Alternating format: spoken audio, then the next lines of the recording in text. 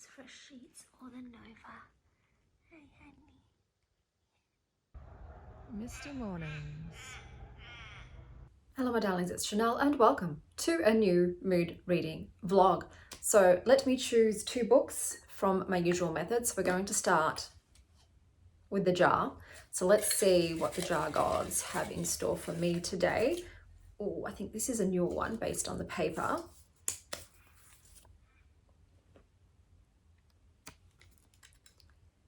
And it is The Hike by Drew Magary. And I was recommended this personally by Super Blomper. And I have been recommended this book actually quite a few times, and I was planning on reading it in an upcoming vlog. Do I wait for the vlog or do I just pick something else for that one? I'll pick something else, but this is one of my reads. So I'm really excited for this one actually. It is very much piquing my interest. Now for my tarot pick, I was meant to use this deck for my reading like Aphrodite Venus vlog, and I forgot. I totally forgot. And that's because it is the tarot of Aphrodite. So like such a wasted opportunity, but I'm using it today to pick a book. Oh, we've already got one. Oh, I hope I don't ever get leaked. So this is the Two of Cups. And the prompt for the Two of Cups is a book that contains a couple or partnership. Obviously romance comes to mind immediately. Let me have a look at my TBR though, because you know I'm not doing well with romance at the moment, but let's try and find something. Couple or partnership. I could read The Lamb by Lucy Rose because it is about a mother-daughter partnership. I think they work together to find their food, if you know what I mean. So I might do that one. I'll just have a quick look, but I think I would like to do that one as a partnership. Unless something jumped out to me that involves a romantic couple, but otherwise I think I might go with The Lamb by Lucy Rose. You know what? I'm going to go with The Lamb by Lucy Rose because it is about a duo. So that's two choices done. I've just tried a new scent. Look, I'm going on a perfume journey. If you don't like me talking about perfumes, I apologize. I'll keep it brief. But today I'm trying Midnight Dahlia by Corez. And to me, this smells like a seductress waiting in a greenhouse with a teapot of poisoned Earl Grey and a dagger strapped to her thigh. Yeah, it's giving poisoned florals and intoxicating enigmas. I like it. Oh, I'm not sure it's me though. I'll see how it wears down. When I first put it on, it did have more of that lychee freshness, but it quickly warmed down to the cedarwood, patchouli, bergamot and peony smells, which yeah, is giving me dangerous, sexy lady surrounded by botanicals. Now, the other books that I plan to read for this reading vlog, one of them is Joe Abercrombie's The Wisdom of Crowds. I have been putting this off because I am scared. I'm very scared. I have bad feelings that things are going to happen to my two favorite characters. My two favorite characters are King Orso and Isern. So yeah, like as long as my two babies make it out, I'll be okay. But I don't feel like my two babies are going to make it out. I don't know. I've just got bad juju vibes concerning my cinnamon rolls. So I'm going to pull this down further because I feel like that's better than the wider V, but then you can't see the crucifix, but that's okay. So I will finally pull the band-aid off and finish this trilogy. This one is a big boy too. I think it's over 500 pages. I have also started reading Frieren 4. Yeah, I can't help it. You're going to see at least one frieren manga in each mood reading vlog because she's got me by the throat. So in this one, their new member, the healer priest Sign, is getting a lot of attention. It seems he likes the older ladies. So is it Master Stork? I can't remember. The other dude in their gang exclaims, "So he's a depraved priest." Depraved? For liking older women? Jesus. There's a lot of exaggeration in this. For instance, there's one scene where Frieren was blowing a kiss and they all went nuts. They're like, "That's too much, Frieren. You are a sinful woman." And I'm like, oh my God, guys, chill, bruh. But it makes me laugh. It's a feel good time manga for me. I did discover last week that it is a television series, but it's on Netflix and I have stopped my Netflix. But I might get it for a month and have a watch. So yeah, those are the first few books. We've got The Hike, which I'm pretty sure is like an absurd horror. We've got The Lamb by Lucy Rose, which is a horror about a cannibalistic mother-daughter duo. We have The Wisdom of Crowds, which is an epic fantasy, and Frieren, which is a fantasy manga. So those are 4 books. I read a minimum of 5, possibly higher, more, depends on how many books come into the library and what my reading pace is like. So there'll be at least 1 more, up to 3 more, that you'll see later in the blog. So today I am going way across town because my daughter needs a specific top that is only in stock at 1 store. So hopefully it's there when I get there. And to make it worth the drive, I plan on hitting up a lot of thrifting shops because yeah, I get a huge buzz from buying books and plates for like $1 to $2 each. I know it's spending money, but it's such a small amount and I get so happy. So like, it's just so, think about it. I've got maybe I'd say 200 books on my TBR. So to find one of those 200 books in a random op shop, it feels magical, you know, because the odds are so small. So boosts the serotonin. And yeah, like I said, I'm collecting a hodgepodge collection of granny floral plates, it seems. So that's what's on the agenda for today. And so I'll see you when I return.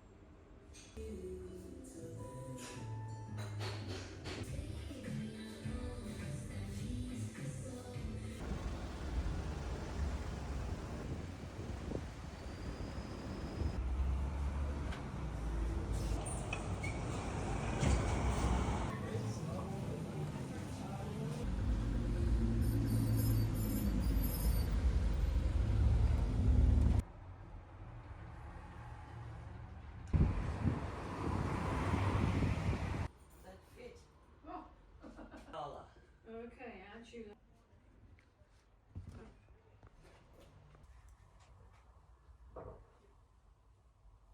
I'm finally home. I had to drive so far that it took me the whole day. I've got school pickup in 25 minutes, so no sitting down and relaxing for me, but let me show you what I got today. So I stopped into Escape Hatch Books because I wanted to get some of the international prize long list, and they don't have any because most of them haven't been released in Australia yet. So I ordered one of them in because my library, by the time they come in, the winners will have been announced months ago. So I would like to at least read one of the nominees. So I ordered a book, but I also wanted to support the small bookstore. So I bought a copy of The Burrow by Melanie Cheng, which was one of my 5-star reads. Now I hit a bunch, so many op shops. I will say, because this is in the wealthier suburbs in Melbourne, and I will say that the prices were more expensive, especially for clothing and crockery. So I got one piece of crockery, but yeah, everything else I just felt was too high priced for what it was, especially the condition. The conditions weren't great, but I'll show you the plate I got. There was a plate I really loved, but they were selling it for $30, and I'm like, no. All right, so this is a little plate I got. So it's got strawberries. Which way does it go? I feel like it's this way. It's a little strawberry plate, and this was $3. So I think it's so cute. I love strawberries. All right, so the books. I did get a few books. I got lucky with some books today. One of the books was an instant buy. I don't know what it's about, but it's called Camp Magazine Volume 2, and it looks gay. So it's an instant purchase. So I'm excited to read this one. It just looks so cool. I saw a copy of Vespertine, which is not a 5-star book for me. It was a 4-star read, but it's one I would be interested in reading again. It's by Margaret Rogerson, who's one of my favorite authors, and it was $3. I'm saying the price because I am going to actually tally up how much money I spend on books at the end of the year. Even though I source majority from the library, I still do purchase, and I just want to know how much I'm spending on books. I saw this by Jenny Slate, Little Weirds. It was $1. I don't know if this is going to be for me. I have a feeling her writing and I aren't going to jive because I did read a little bit, but it was $1. So I thought it's worth the punt, especially since coffees in Melbourne at the moment start at $6.50 for like black coffee. And if you want a latte or something, we're generally paying $8 to $10 for coffee. So $1 compared to 10 for a drink. That's my math, my girl math. Then we have Sarah Waters' Fingersmith, and this was $4. I got this because this was also recommended to me for my It's the Vibe series. So I have done tons of posts on Reddit, gotten a lot of recommendations. So I've literally got a year's worth of It's the Vibe pre-planned. And so in my head, I'm keeping a list of the books that have been recommended to me for that, because if I can read a physical copy, that's better than reading an ebook, and that way I don't have to bother about going to the library. They'll just be here ready to go. And I also got this one, The First Bad Man by Miranda July. So this was $4. So yeah, like these ones aren't in good condition, and they're more expensive than the other op shops I've been going to. But like I said, $4 compared to waiting at the library. I thought I'd rather have it on hand. And that's everything. I expected, considering the amount of places I went to, that I would have gotten more lucky, but at least I didn't walk away empty-handed. And because I'm amassing a physical TBR, I am going to do a TBR takedown, read it or unhaul it, you know, the kind of video that's going around right now, so I can actually see what do I want to keep and what am I going to give back to the charity op shops, which is fantastic, isn't it? They just keep going round and round. So, and then the money hopefully does help those in need. Oh, and I have been reading The Lamb. So fee fi fo fum, I smell the blood of an Englishman. Be he alive or be he dead, I'll grind his bones to make my bread. But this mother-daughter duo prefer to make stew out of the strays that visit their little cottage in the woods. So it's giving complex mother-daughter relationships, let's just say that, and cannibalism as a metaphor for love. These women are hungry and have to feed themselves in various ways to satisfy that craving. And it seems the daughter kind of wants a stray for her own. So I think in the premise of this book is a person comes to stay, and instead of eating them, I think the mother wants to keep them, and it might cause conflict in their little family. So I am enjoying the writing style. I am interested in the story.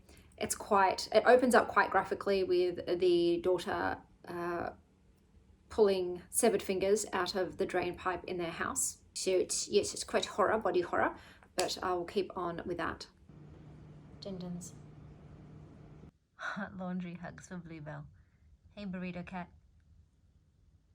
I have read Frieren, is it 4 now? I'm not sure. I will put it up on screen, whichever one I read. And in this one, it was a lot about keeping promises and memories. So Frieren is always harkening back to when Himmel sort of taught her something about being human. And in this one, the healer priest, I think his name was Seitan, he ends up leaving the group to go and find his best friend. And his best friend was the hot elf that they had met in the snowy cabin. So he's on a quest to find him. And Frieren and Fern are now participating in some sort of academic mage thing.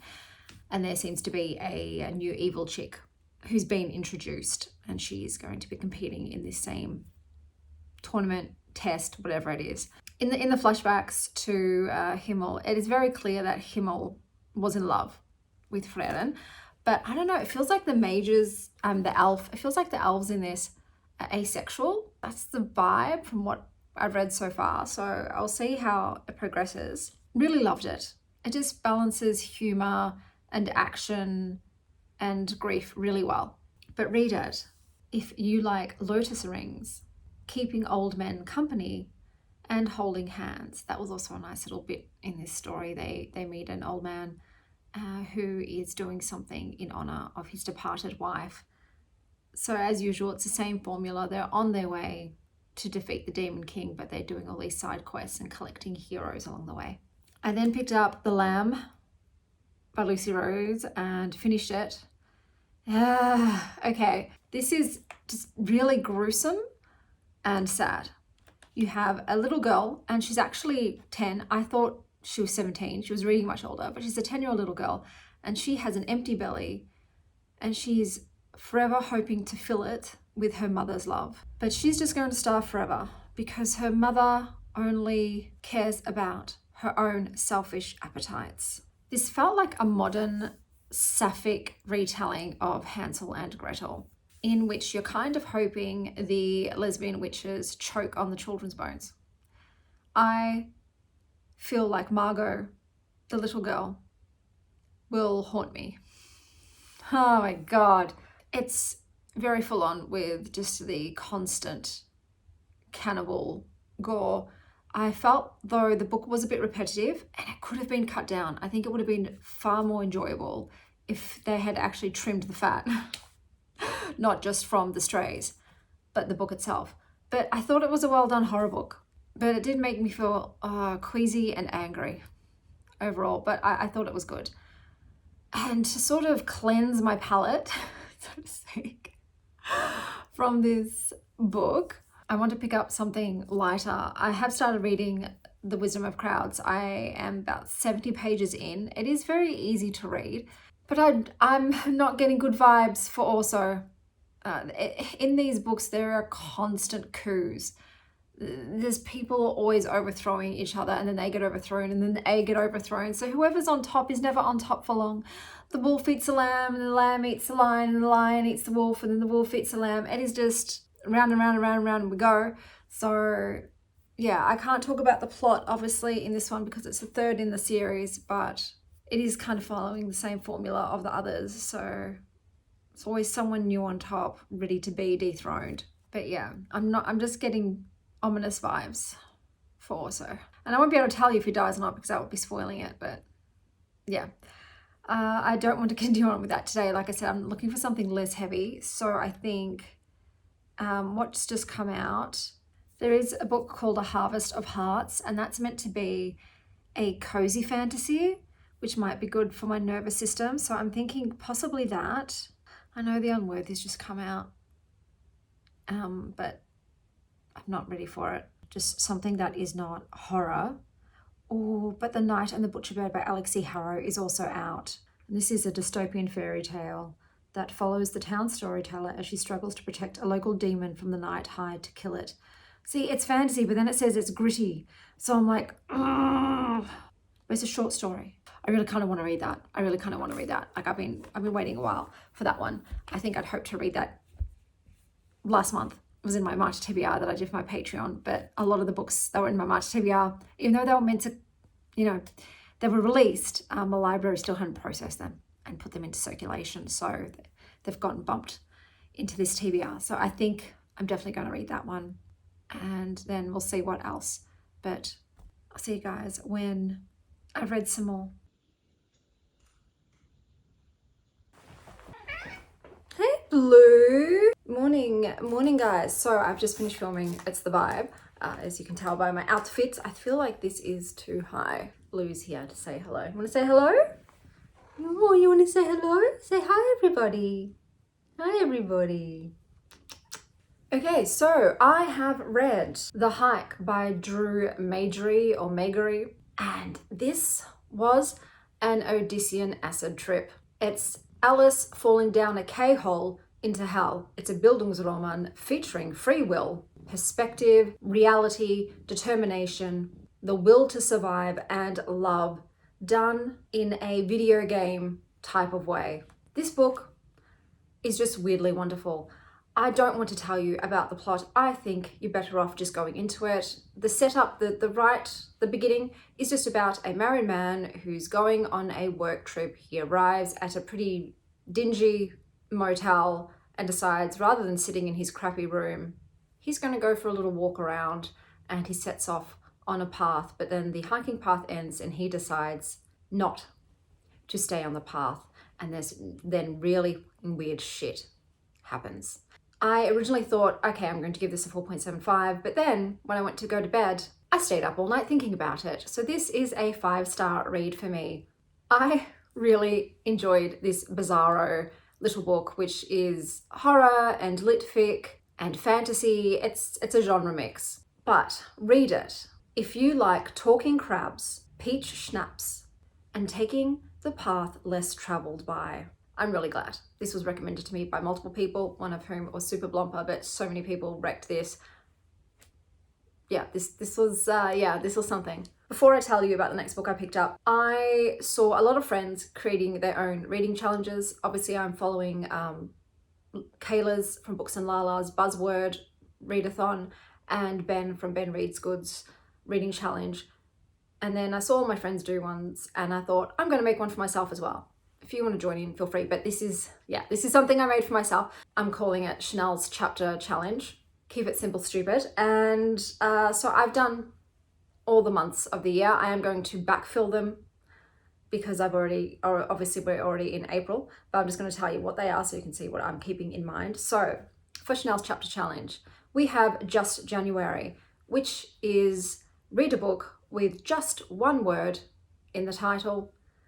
To backfill that, I'm choosing Frosted by Rebecca Massey.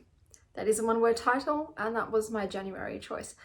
And then we have Flirty February, and the prompt for this is romance. It can be any genre, just has to have a romance in it. So for my choice for February, that was Summer Romance by Annabelle Monaghan. Then we've got Multicultural March.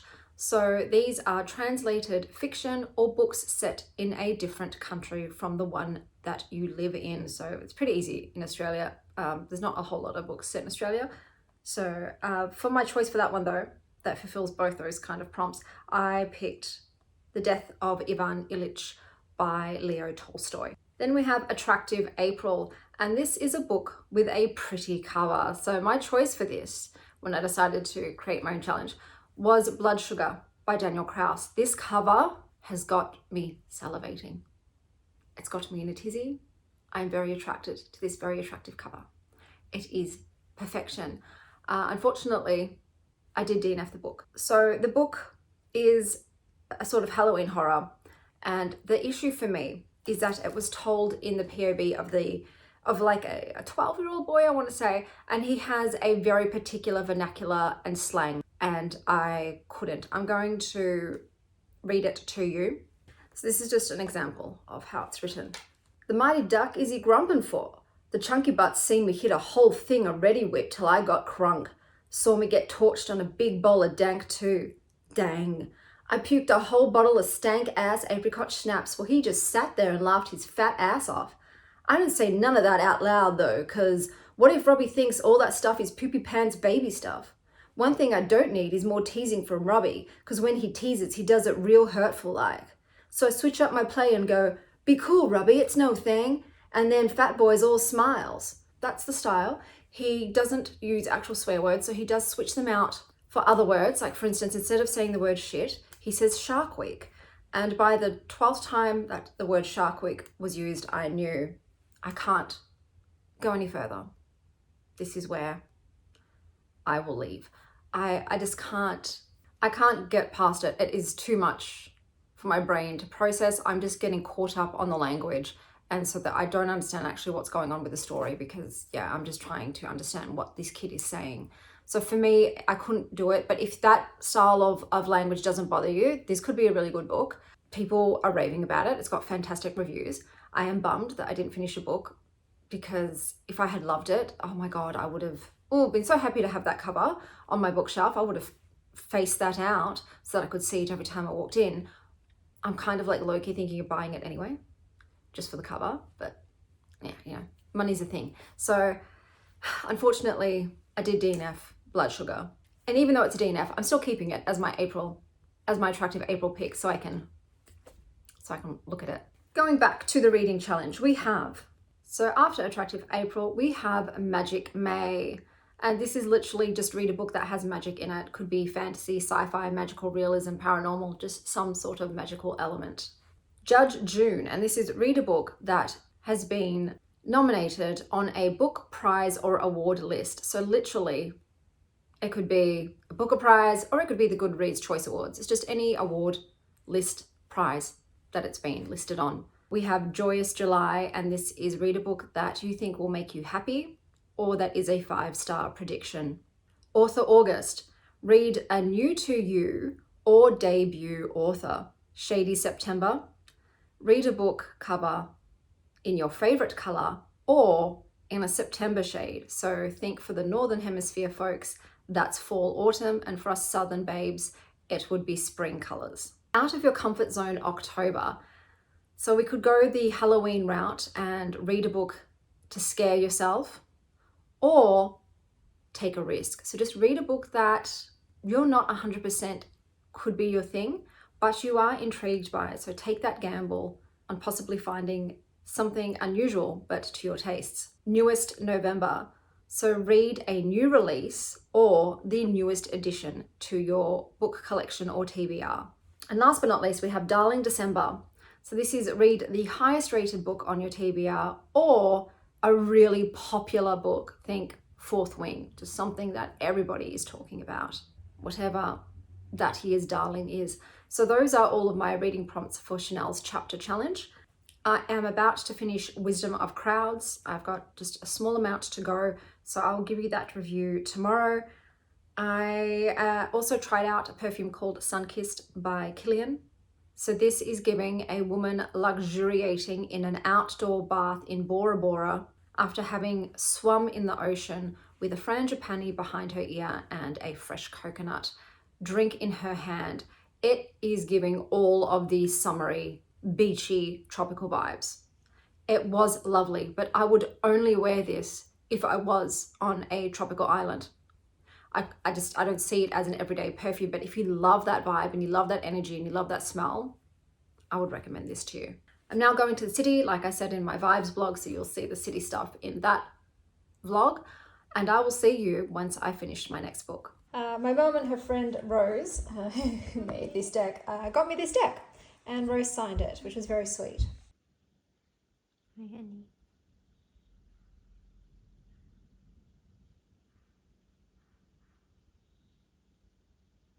Hey guys, I'm sorry about the shaking. Bluebell is right next to the tripod.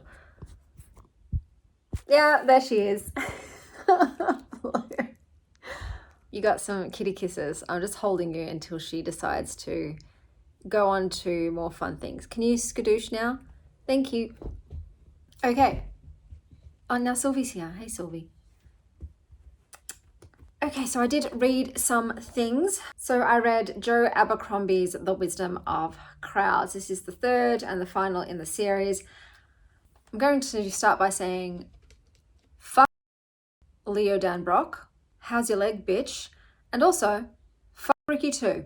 Trying to stay calm. Okay, so this book is much of the same. You've got a lot of French Revolution politicking going on, a gazillion backstabbing scenarios, lots of talking and maneuvering and manipulating. The issue I had was that this book had a lot of plot and character inconsistencies. I'm not just salty because a character was killed off. There are books that I have rated 5 stars where my favorite character was killed. I think it can be done in a way that makes sense and that feels, I don't want to say honorable, but that doesn't feel cheap. The death in this book just felt like they were putting it in for shock factor. Like, oh no, no one's safe here. Yes, I'm going to kill your darlings. But it didn't make sense because, like I said, the plot and character inconsistencies that led up to this scene happening just were so deus ex machina. It was just so fucking convenient. For instance, just how did the army replenish that quickly after the events of the second book? I'm like, how did this dunce go to a strategic mastermind and then back to a dunce again? How did the person's own guard army stand there and just watch things happen and not intervene? It just, yeah, it was too convenient, and it pissed me off. It left me irate. It made me angry. It just didn't make logical sense. There was just, like I said, so many inconsistencies in characters and in the plot that it drove me up the wall. It was also too damn long. It was too damn long. And yeah, I just was so tired. So this was my least favorite out of the series, unfortunately. I kind of wish I just left it at the first book, which was the 5 stars for me. A Little Hatred. That was fantastic. And I would have been happy to leave it there and just make up the rest of the story in my own mind, the way I want it to be. So I'm definitely not going to go and read the series that preluded this one. I don't care. I'm done. And the whole thing with Bayaz too, it just, like I said, it just, it didn't make sense. It's like you can't have this character be all powerful and then made to look, I don't know. Anyway, I don't want to spoil anything. So obviously it made me brought up some negative emotions, but I will try out Joe's new book, The Devils. We'll see how that goes. But from what I've heard, Joe is someone that just likes to randomly kill people that you like for no like real reason besides he can, and he likes to really cock block good romances, really mess up good romances. So I don't know if they're the author for me, but I will try The Devils and see what it's like. But read this if you like circular skirmishes, no one's safe vibes, and last words.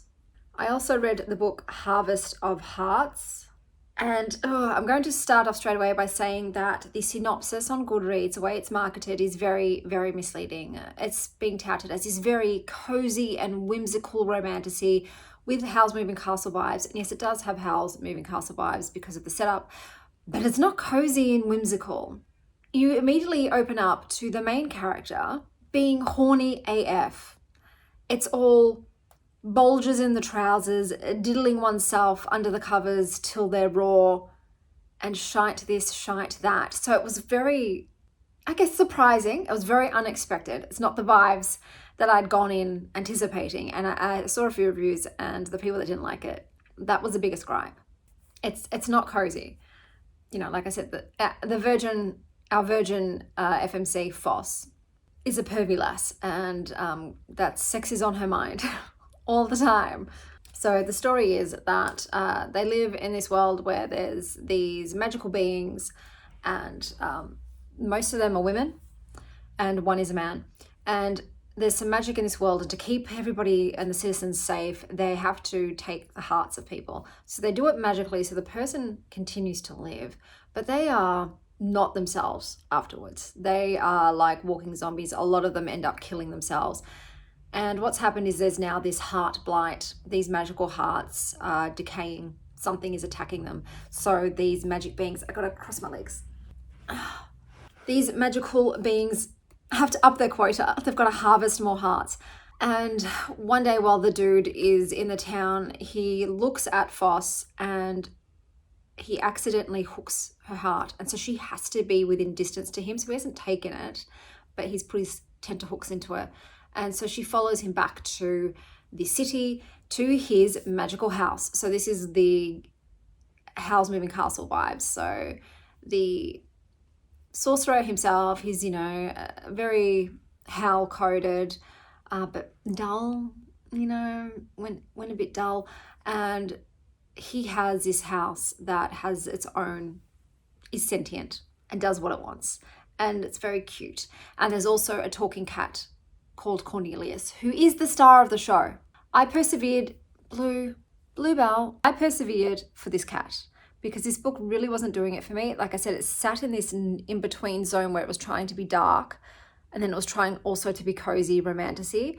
And it's just like, no, you have to pick one, Bubbles. And yeah, it did neither well. The romance was very underdeveloped. I didn't buy it. And the FMC has a very negative inner self-talk. And that was getting grating to read. I also felt like the pacing was slow. It didn't need to be as long as it was. And the writing felt cluttered. I can't explain it to you more than that. But this one was okay. Like, you know, it's a 3. It's right on the line of like, it was okay. I don't feel annoyed that I've wasted my time, but you know, it was meh. But read it. If you like heartless people, magic sentient houses, and power-hungry kings. So that was Harvest of Hearts. There are 2 more books that I will be reading for this mood vlog before I wrap it up. So I, the genius that I am, when I decided not to use NetGalley anymore because they're no longer supporting Kobo. So I have to read all of the books on my phone. No, thank you. I didn't remember that there was a pending request, still pending, and that got approved. So I have to read another book on my phone, and that book is Behooved. And look, don't judge me. I requested this right after I watched My Lady Jane, which involves a woman and a prince who turns into a horse at night. Because I'm not a horse girl. I actually find horses quite terrifying. I both respect and fear them. So I'm not even interested in reading the book anymore. It's like not something I would pick, but I've got it, and I don't, even though I'm not using NetGalley, I hope one day in the future I can again when they have books that I can read on Kobo. So I don't want to tank my perfect rating. So I will be reading that one, and I'm also reading one that I am super psyched for, and that is The Knight and the Butcherbird by Alix E. Harrow, because, look, Alix E. Harrow's full-length novels sometimes hit and miss me, but her novellas, like The Six Deaths of the Saint, one of my favourite novellas of all time. Highly recommend that one. It was fantastic. So well done for such a short amount of pages. Perfection. And this is another novella. So once again, do I wish these were printed into books so I could read them physically and put them on my shelf and not have to read them on my phone because they're Amazon books? Yes, but it's an Amazon book. So if you got Amazon Kindle, Unlimited or whatever, I think this is free on there. But I am very excited to read that one. It's about a woman, a knight, and a demon, and she's trying to save the demon from being killed by the knight. So Bluebell's decided to sit right at the base of the tripod, because why not? With Alix E. Harrow though, she does kill your darlings, but she does it in a good way. Have I already said that? Did I just say that? I feel like I've said that before. But yes, with Alix, I'm preparing myself for the worst. I'm preparing myself to cry and to get emotional, but to also be amazed. So those are the last 2 books that you will be seeing for this mood reading vlog. I am wearing a perfume called Caramel Days by Crayon today. It's I don't know, it's giving a patch of sunlight on the floor while you're writing in your diary and you've just used a Sol de Janeiro body butter. But yeah, it's very, hey Sylvie, it's already fading. It hasn't got longevity at all, and it's got this mustiness to it, like it's been left in a linen closet for 100 years. So that one I'm not a fan of, unfortunately. Yeah, that's right, Sylves. On to the next perfume. Okay, so I read Behooved by M. Stevenson. This is about a woman, and for political reasons, for the sake of her kingdom, she must marry a soon-to-be king from a neighbouring kingdom. And when she's there, after their vows during an assassination attempt, she uses this protective magic amulet her sister made for her.